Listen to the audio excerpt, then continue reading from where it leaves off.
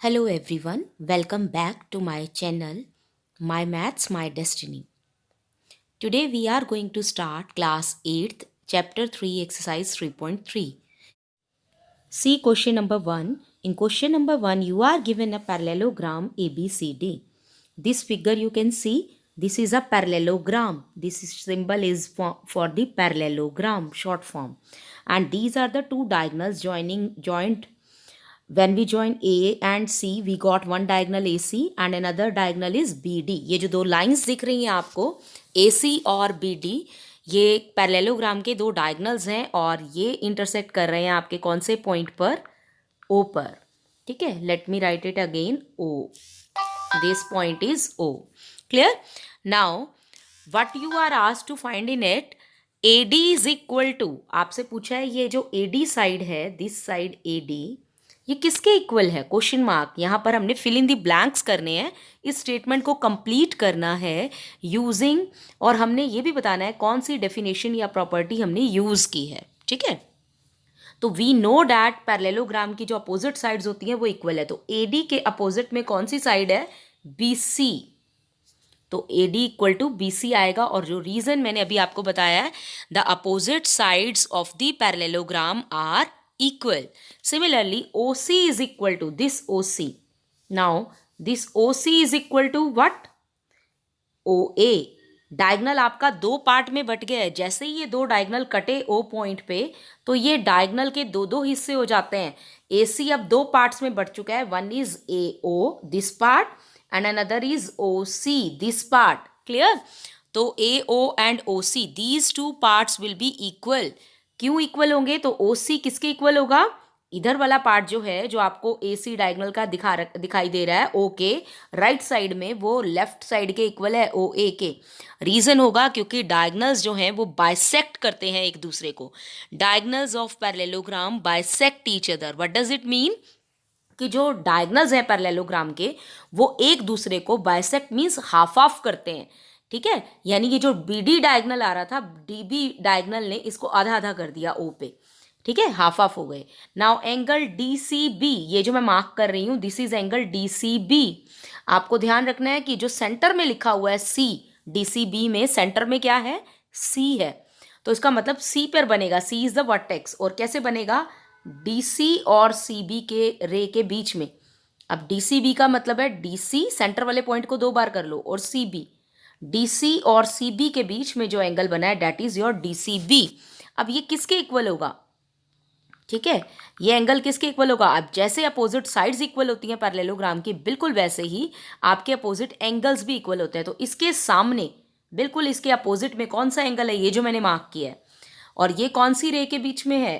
कौन सी साइड्स के बीच में है? BA, रे बोल रही हूँ, line segments. BA and AD के बीच में ये आ रहा है, इसके अपोजिट में जो एंगल है. तो ये इसके इक्वल होगा. अगर मुझे इसे नेम देना है तो मुझे A को सेंटर में रखना है, क्योंकि A पे बना है, ये A सेंटर में है. तो DAB भी लिख सकती हूँ मैं इस एंगल को, DAB. और A सेंटर में ही रहना चाहिए. हम B और D को इंटरचेंज भी कर सकते हैं, B को पहले और D को बाद में, ये इंटरचेंज हो सकते हैं. ठीक है, और इसका रीजन लिखेंगे हम, opposite angles of parallelogram are equal. ठीक है, अब हम बात करेंगे नेक्स्ट फोर्थ पार्ट की. फोर्थ पार्ट बहुत ही सिंपल है. एंगल DAB, ये जो अभी हमने एंगल बनाया है DAB, दिस एंगल, और CDA. अब आप समझ गए होंगे, जो पॉइंट D है वो दो बार लिखो. एक बार लिखो CD और अगली बार फिर लिखो DA. CD और DA के बीच में, CD ये वाली लाइन है और DA ये वाली लाइन है, इनके बीच में एंगल बन रहा है ये वाला. ठीक है, तो इन दोनों एंगल्स के बीच में, ये जो मैं टिक कर रही हूं, this angle and this angle, इन दोनों का सम क्या होगा? इनका सम होगा 180 डिग्री. जो भी आपके को इंटीरियर एंगल्स हैं, यानी एडजेसेंट एंगल्स हैं, एक ही लाइन पे दोनों साइड पे, अपोजिट में नहीं, सामने वाले तो इक्वल हैं, साथ वाले जो एंगल्स होते हैं, ठीक है, एडजेसेंट एंगल्स, उनका सम होता है 180. ठीक है, वो कोई भी पेयर हो सकता है. तो ये एक ही लाइन पे है, AD पे, एक A पे है और एक D पे, इनको एडजेसेंट एंगल्स बोलते हैं. और इसका रीजन लिखेंगे हम, को इंटीरियर एंगल्स. याद रखना है, को इंटीरियर एंगल्स में कुछ आप C लेटर जैसा सिंबल देखते हैं, ये दोनों लाइंस पैरेलल होती हैं और ये लाइन कॉमन होती है, और ये जो दोनों अंदर की साइड एंगल बनते हैं इनका सम 180 होता है अगर ये लाइंस पैरेलल हों तो। अब हमारी ये लाइंस जो है DC और AB ये पैरेलल हैं और ये बीच में लाइन है, ठीक है। तो ये क्या हो गए, को इंटीरियर्स। ये C जैसी फॉर्मेशन दिख रही है आपको ऐसे, तो ये दोनों का सम कितना होगा 180, और इसे हम कहेंगे को interior angle. Now let's start with question number 2। Question number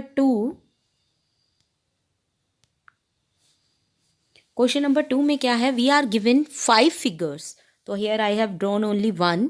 तो फर्स्ट फिगर से स्टार्ट करते हुए हम आगे करेंगे। फर्स्ट फिगर है ये, this is again a parallelogram, all are parallelograms, और इन सभी पैरेललोग्राम्स में 5 पार्ट्स हैं। तो हम फर्स्ट पार्ट को कंसीडर करते हैं, एक्स और Y, X Y and Z find out करना है। अब ये एक्स वाई जेड कहाँ है?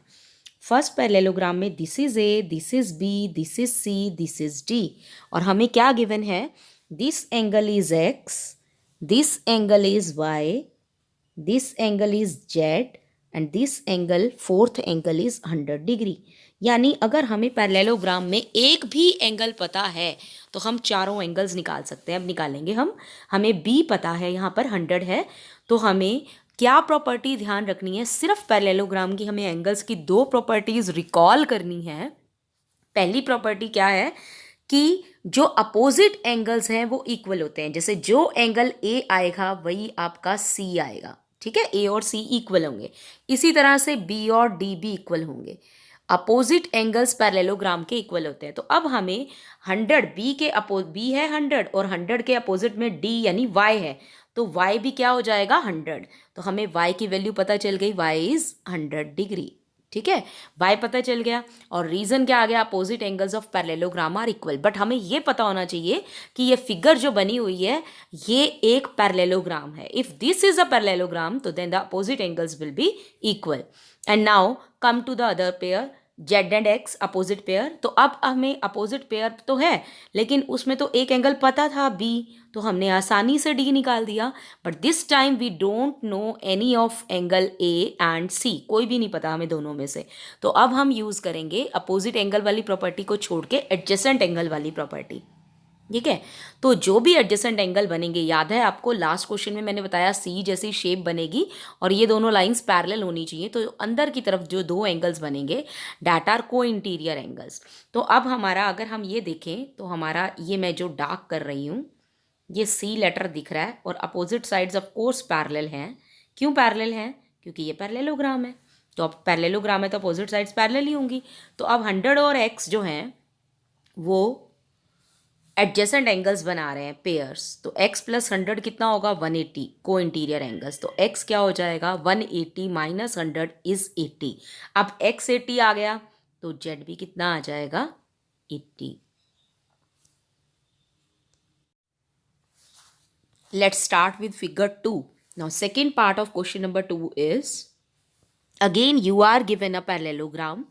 This time this line is extended, produce की हुई है। पैरेललोग्राम की ये वाली जो साइड थी इसे बाहर खींच दिया है, ठीक है, और z अंदर ना होके पैरेललोग्राम के बाहर है यहाँ पर, और y एंगल है यहाँ पर, ठीक है, and x is here. This time you are given this angle, name नहीं गिवन है इस फिगर में आपको बुक में, और दिस एंगल इज 50 डिग्री, ठीक है। तो अब 50 के सामने आप गलती से भी ये मत करना कि 50 के सामने जेड है तो ये दोनों अपोजिट एंगल्स इक्वल होते हैं तो जेड भी 50 हो जाएगा। नो, 50 के सामने आपके पास ये वाला एंगल है, अंदर वाला, बाहर नहीं है फिगर के। तो आप लीनियर पेयर से उसको जरूर निकाल सकते हैं, ठीक है। जैसे ये 50 है तो सपोज मैं इस एंगल को, अंदर वाले एंगल को जो इसके सामने है उसको एंगल 1 दे रही हूँ, तो एंगल 1 जो है वो 50 डिग्री होगा because opposite angles of the parallelogram are equal. इस तरह से आपको रीज़न देना होता है, अपोजिट एंगल्स शॉर्ट में ऑफ पैरेललोग्राम, पैरेललोग्राम की शॉर्ट फॉर्म लिखी है आर इक्वल। तो ये रीज़न ऐसे आपने ब्रैकेट में देना है लंबे में, ठीक है, और ऐसे लेंथ में लिख देंगे। अब 1 और जेड जो हैं ये लीनियर पेयर बन रहे हैं, और लीनियर पेयर आप क्लास 7 से पढ़ते आ रहे हैं, कोई प्रॉब्लम नहीं होनी चाहिए। लीनियर पेयर क्या होता है, स्ट्रेट लाइन पर एक रे और ये एडजेसेंट एंगल जो कॉमन रे के साथ बनते हैं, एक ही लाइन पे जो लाइन एंगल बनते हैं कॉमन रे के साथ। तो 1 और जेड जो है ये आपकी रे हो गई, ठीक है, और ये आपके दो एंगल्स हो गए स्ट्रेट लाइन पे। तो इनका सम कितना होगा 180। तो 1 प्लस जेड जो है वो होगा 180। अब 1 तो आप बता चुके हैं क्योंकि 1 अपोजिट है 50 के, तो 1 भी कितना आया 50। तो 1 की जगह अगर आप 50 लिख रखेंगे तो आपकी इक्वेशन बन जाती है 50 plus z is equal to 180। तो जेड इज इक्वल टू क्या होगा, ये 50 उधर जाके माइनस होगा तो जेड आ जाएगा 130। Z is 130। अगर आपने क्लास 7 में लाइंस एंड एंगल्स चैप्टर अच्छे से पढ़ा है तो आपको सारे कंसेप्ट्स क्लियर होंगे कि को इंटीरियर एंगल्स क्या होते हैं, ठीक है, ऑल्टरनेट इंटीरियर्स क्या होते हैं, तो उसकी हेल्प से आप इजीली निकाल सकते हैं। अब हमारा जो जेड है वही एक्स होगा। रीज़न 50 और एक्स भी आपका क्या बना रहे हैं, लीनियर पेयर। तो अगर मैं इस सब को डिलीट करूं एक बार, और हमें ये गिवन था 50 और हम जेड निकाल चुके हैं 130, और यहाँ पर आपका था एक्स। अगेन अब आप एक्स को 130 दो तरीके से लिख सकते हैं। अगर आपको कॉरस्पॉन्डिंग याद हो, तो आपको कॉरस्पॉन्डिंग एंगल याद है तो बहुत ईजी हो जाएगा। एफ लेटर बन रहा है ये आपका, और एफ लेटर में ये दोनों लाइंस आपकी पैरेलल होनी चाहिए और दोनों लाइन के नीचे बन रहे हैं, तो ये कॉरस्पॉन्डिंग एंगल्स होते हैं और इक्वल होते हैं, ठीक है। तो these two angles are equal. अगर आपको ये दोनों एंगल्स इक्वल नहीं करने, कॉरस्पॉन्डिंग नहीं ध्यान में आ रहा है, तो आप इसको दूसरे तरीके से कैसे कर सकते हैं। ये जो 50 और एक्स है ये आपको सी लेटर दिख रहा है, देखिए सी लेटर दिख रहा है आपको। तो 50 प्लस एक्स, ये लाइन अपोजिट पैरेलल है तो इनका ये को इंटीरियर एंगल्स हुए 180। तो एक्स यहाँ से निकाल सकते हैं 180 माइनस 50 130। देखो 130 आया है, जो ये था जेड आपका वही एक्स आना था कॉरस्पॉन्डिंग से भी, तो 130 निकल गया। अब इसके अपोजिट में था वाई, अगर x 130 आ गया तो आपका y भी क्या आ जाएगा 130। तो x is equal to y, opposite angles of parallelogram, so it is 130। तो ये क्वेश्चन ऐसा है जिसमें हमारी तीनों एंगल्स, तीनों अननोन्स की मेजर जो है एकदम सेम आई है, तीनों ही आपके 130 डिग्री आए हैं। Clear. Now see question number second third part, here is the figure. ये कुछ काइट जैसी फिगर दिख रही है आपको जिस पे मैं टिक कर रही हूँ। इसमें भी आपको एक्स वाई जेड निकालना है। आपको ये वाला एंगल गिवन है 30, आपका ये एंगल है एक्स, ये है वाई, ये है जेड, ठीक है। और आपको ये सिंबल दिख रहा है ये स्क्वायर जैसा, जहाँ आपको ये स्क्वायर जैसा सिंबल दिखता है ना, इट मीन्स वो एंगल आपका राइट एंगल है, यानी 90 डिग्री है, ठीक है। तो आपका ये एंगल जो है वो 90 डिग्री गिवन है ये आपको। तो 90 के अपोजिट में जहाँ आपका क्रॉस बनता है तो ये एंगल को हम बोलते हैं वर्टिकली अपोजिट एंगल्स, और ये एंगल्स आपके इक्वल होते हैं, ठीक है। तो अब आपका 90 के अपोजिट में, वर्टिकली अपोजिट में, अब आप ये क्रॉस देख रहे हैं यानी एक्स लेटर देख रहे हैं, तो एक्स लेटर के ये अपोजिट में ये जो एंगल्स हैं ये इक्वल होंगे। तो इसी स्क्वायर के अपोजिट में आपके पास एक्स पड़ा है, तो एक्स भी कितना हो जाएगा 90 डिग्री, और रीजन आएगा वर्टिकली अपोजिट एंगल्स। तो शॉर्ट में लिखा है VOA। तो एक्स की वैल्यू निकल गई है हमारी। अब अगर आप इस छोटी ट्राइंगल को देखें जो ऊपर, मैं इस लाइन को ऐसे डार्क कर रही हूँ, दिस दिस एंड दिस, ये जो आपके पास ट्राइंगल बन रही है इसमें 3 एंगल्स आपके पास बन रहे हैं। कौन कौन से, वाई, एक्स एंड 30 डिग्री।